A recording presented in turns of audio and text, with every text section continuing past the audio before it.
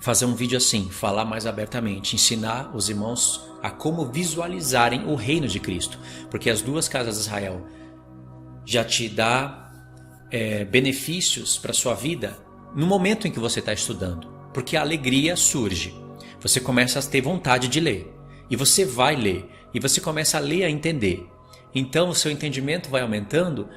Você vai alimentando o homem interior. O homem espiritual vai ficando forte e o homem carnal vai ficando mais fraco. Esses já são os benefícios imediatos. É como você ir para uma academia e fazer ali uma série de exercício com alta intensidade, de maneira correta, no tempo correto.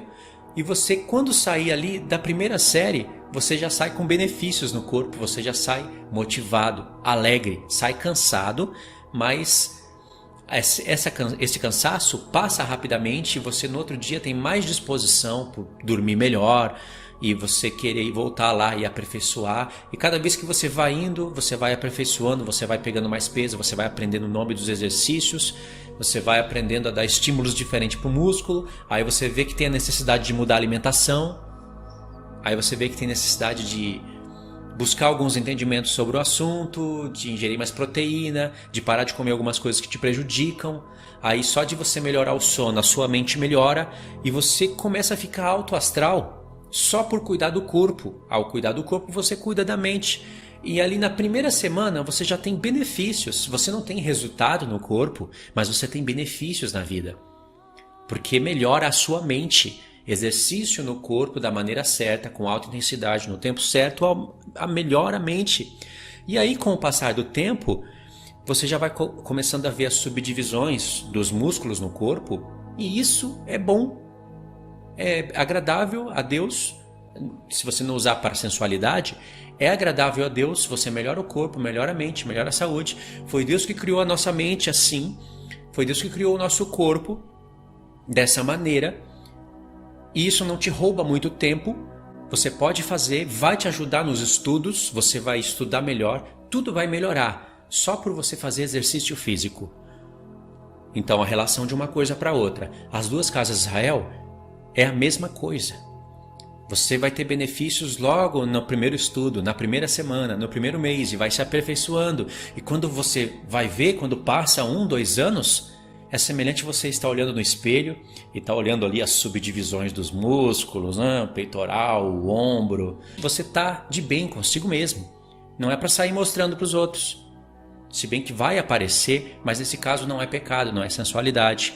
É algo que faz bem para você, faz bem para sua autoestima, tanto para o homem como para a mulher. Só toma cuidado nessa parte de não sensualizar com isso, não é?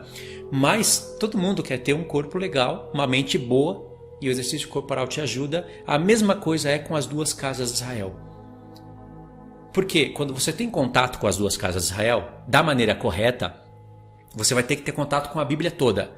É impossível você escolher apenas um profeta ou 2 com algum livro do Novo Testamento e achar que entendeu a doutrina. É impossível, você vai ter que ter contato com a Bíblia toda. Ao ter contato com a Bíblia toda, você vai ter contato com as 7 festas. Quem aprende sobre as duas casas de Israel, aprende sobre as 7 festas. Como?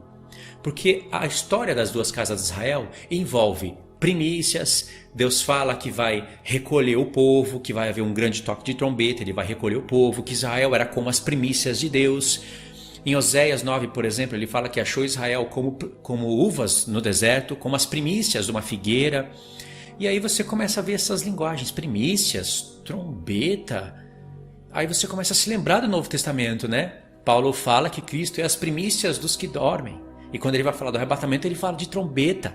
E quando se cumpre o mistério da última trombeta, e tem o arrebatamento da igreja, ele fala, então se cumprirá a palavra que está escrita, ó morte, aonde está a tua vitória? Aí, tudo bem, você fala, se cumpriu. Se você for buscar essa palavra que está escrita, você vai ver que lá em 1 Coríntios 15, quando ele fala de primícias e de trombetas, o povo é arrebatado, judeus e gentios, e ele fala que se cumpre uma palavra que está escrita. Cadê a vitória da morte, já que os santos ressuscitaram? Mas Cristo foi o primeiro, dos que dormiam nele. Esse é o assunto de 1 Coríntios 15.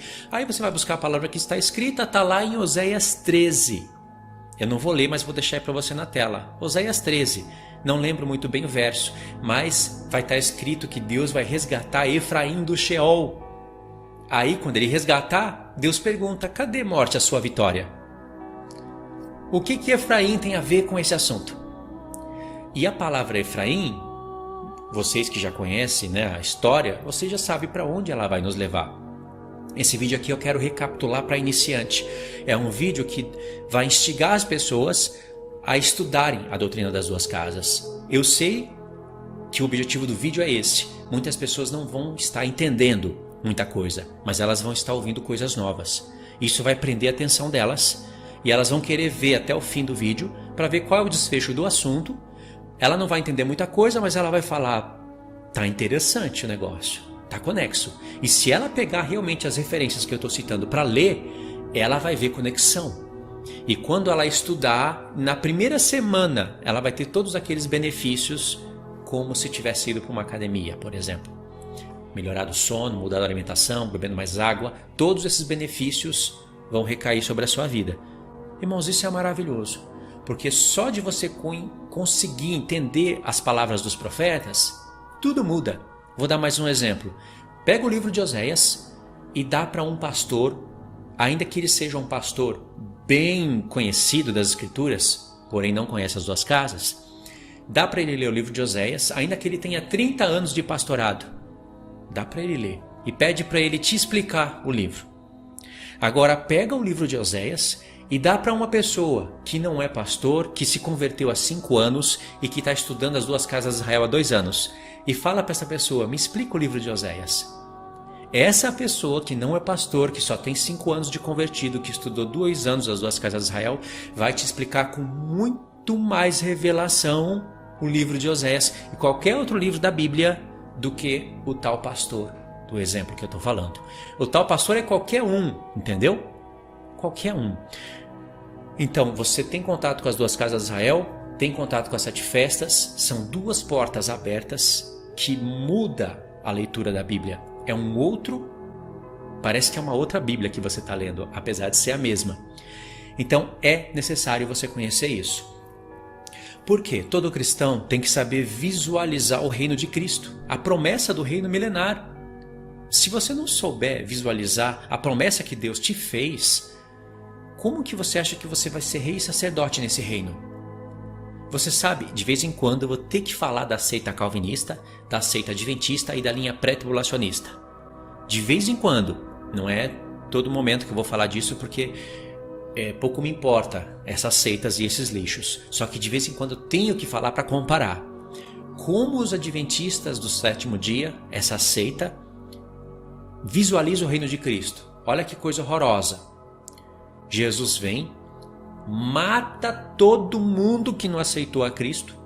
Todo mundo que aceitou vai ser glorificado, a igreja vai para o céu e a terra se torna um abismo, uma prisão para o diabo, é toda destruída. Fim. Não sei se todos acreditam assim, mas todos os que eu conheci acreditam assim. Fim.